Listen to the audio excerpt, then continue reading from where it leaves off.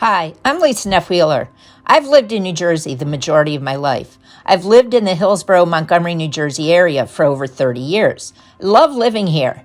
The area has maintained its country feel while having the conveniences of a more urban area. I look forward to sharing why I love the area and the local businesses.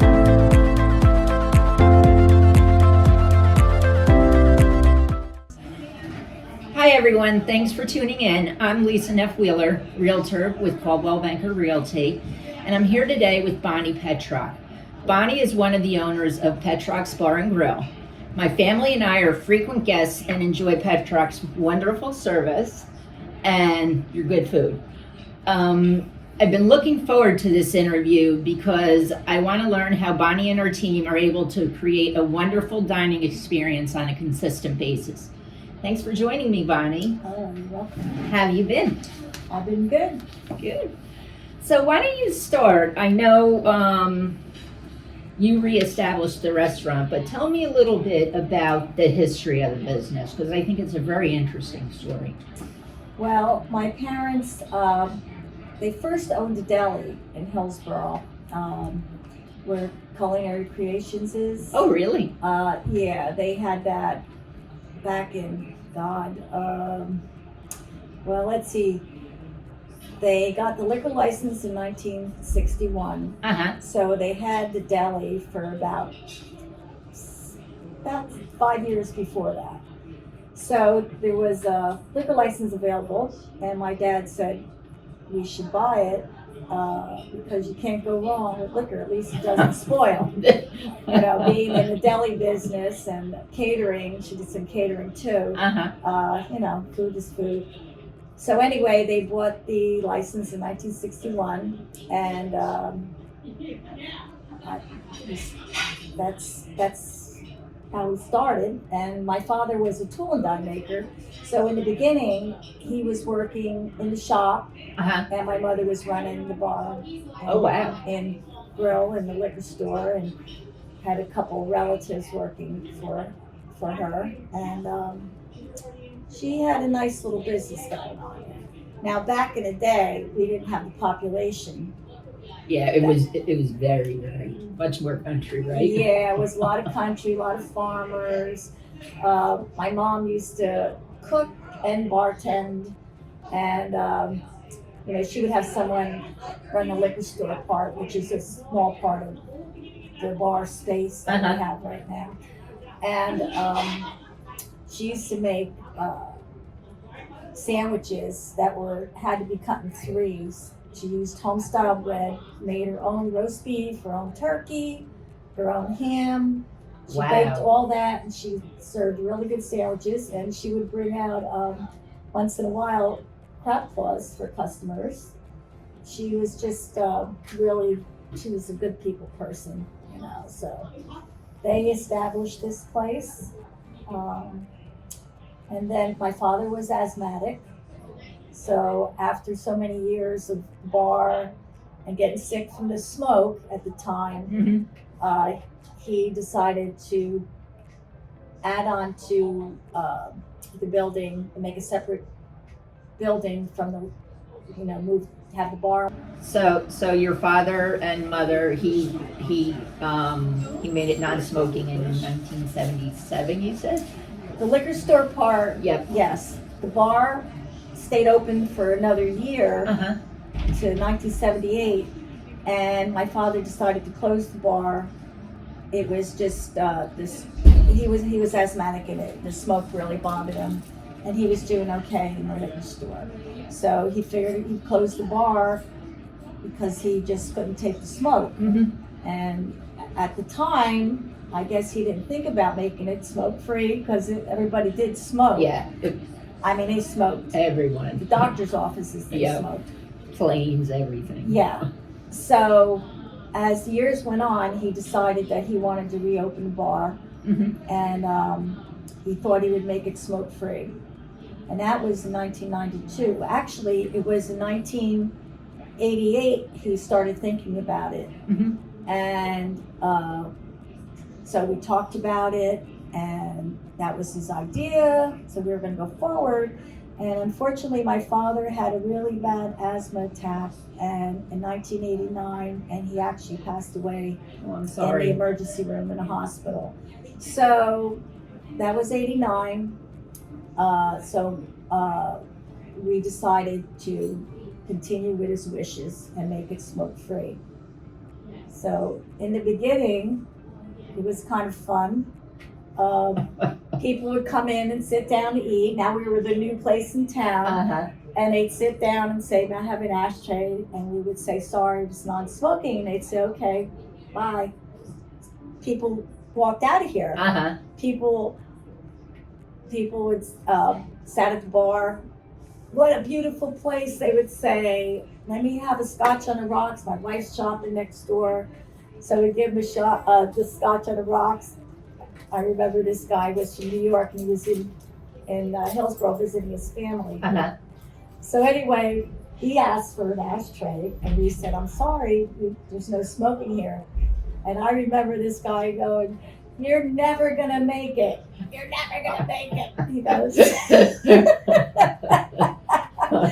So he goes, "Can you put my drink in a glass to go?" And so we said, "Okay." So we gave him a plastic cup, Uh-huh. which at the time we really wasn't supposed to Yeah, do that. yeah. We could do it now since COVID. We can have it to go. Uh-huh. And that was that. So little by little, actually we didn't have very many customers in the beginning. Mm-hmm. I had to reach out. So I started putting advertising in the paper that was smoke free. And what was nice, there were people that never could go out of the house to go anywhere, that had respiratory problems, Yep. that had, the respiratory the equipment on them. Yep. And I had people coming from Elizabeth all Oh, over wow. to come in so they could Uh-huh. eat Uh-huh. with no smoke. And then I would have, there was mothers that came in with their babies because it was smoke free. Yeah. So it was nice. So people that appreciated it were really, really happy. How has the restaurant changed? And the package store as well, liquor store. Well, actually, right now the liquor store has a separate license. Oh, really? Yeah. So, we have the bar and grill license on this side, and then my brother Nick has a liquor store license. Gotcha. So, my father had bought a second license in the 80s, Uh-huh. and we were actually across the street by ShopRite. We Mhm. had the Liquor Mart, it was called. Yeah. Yeah, so we were there for a while. And then, my parents passed away, and then we had that license and this license. And then my brother and I shared this license for both places for a while. Uh-huh. And then we decided to, the other license was in our pocket for a little while too, and you have to use it after so long or the township will take it back. Yep. So he put the license in his side, and I kept the bar and grill on his side, and we actually separated it. He entirely owns that, and I entirely own the bar. So that's what happened there. Think about, you worked in the restaurant business, essentially, it seems like to me, since Yeah. you were a child. Right. You grew up in it and you took responsibility Mhm. for having the business. What do you most enjoy about working in the restaurant industry? And I considered going into restaurants at one point, and I saw the amount of hours. I'm like, holy moly! So talk a little bit about what you most enjoy about it and how you navigate, kind of having a life outside of your job. Well, that's finally, I was here 7 days a week for over 20 years. And then only the last 5 years have I feel comfortable about leaving. I have a good manager. I have Heinz Keller is my manager. He's from The Landing. Landing, and when he came to work here, I think it's been 4 years now. I have to check that out. He works every Wednesday night, every Friday night. He comes in at 4. When he walks in the door, I leave. And it kind of makes me a little more balanced not to be here 7 days. And then some Saturdays he'll work too. But he's a godsend. I've had a couple of managers in between, but like you said, the hours, it's not for everyone. Yeah. So, but it's good now. I have that little bit of relief, which keeps me a little more centered. It's a work in progress. Yeah, I'm like work-life balance. I'm like some days I'm like yeah, but I like being busy. I like being busy. Sometimes I think about retiring, and then I go, what will I do? And I'm almost afraid to retire because I think I'll get depressed or something. Yeah. I don't think So I know all my friends are my friends I graduated from high school with.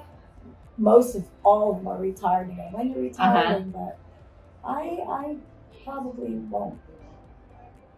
But you never know.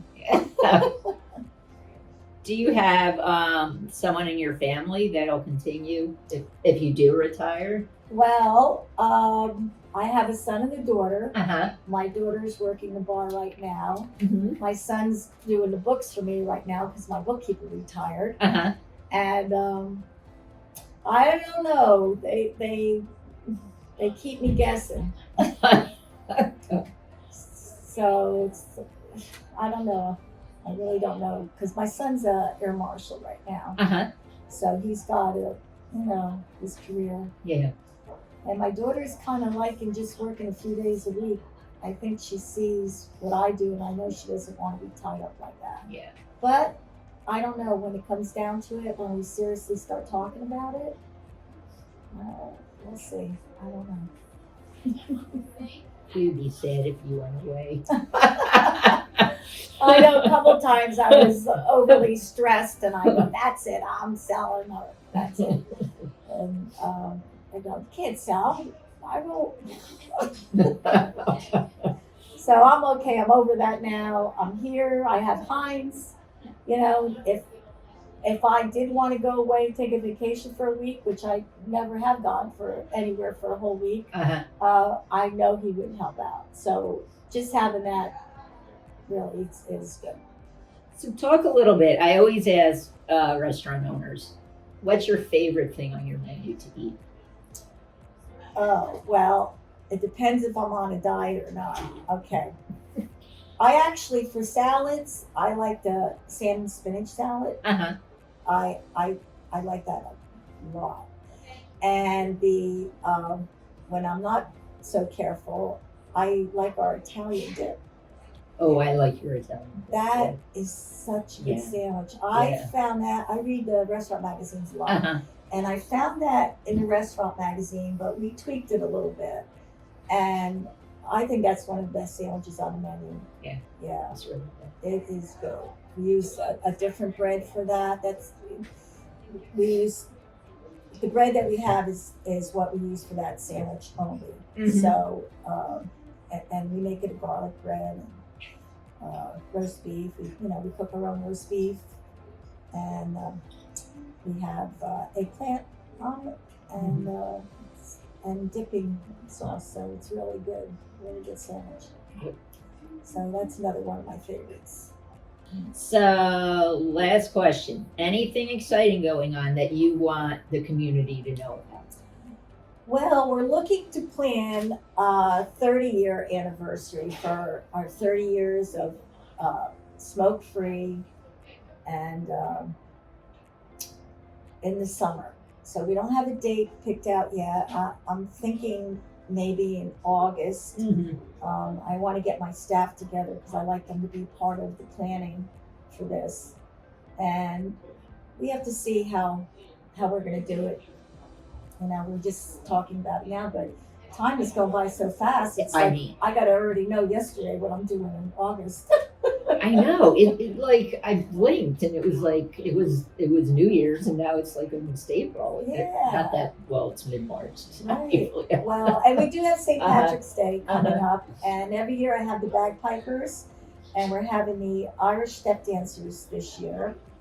I know they're coming around 5 o'clock. I don't know what time the bagpipers are coming. So We may be joining you. yeah, we have we're gonna have corned beef and cabbage platters and Reubens and sandwiches. We have a new chef, which he's been here about 3 months now, and he's doing such a great job because it's always nerve-wracking when you switch over. Yeah. Yeah. Thank you for joining me today. It was really interesting. I really like meeting the people that, restaurants or businesses I have frequented.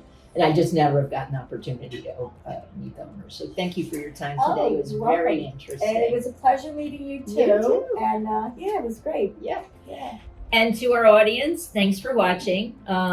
Again, I'm Lisa Neff-Wheeler, realtor with Coldwell Banker Realty. And if you have a business that you would like to be featured, please don't hesitate to contact me today at 732-267-1204. See you on the next episode. Take care. Bye-bye.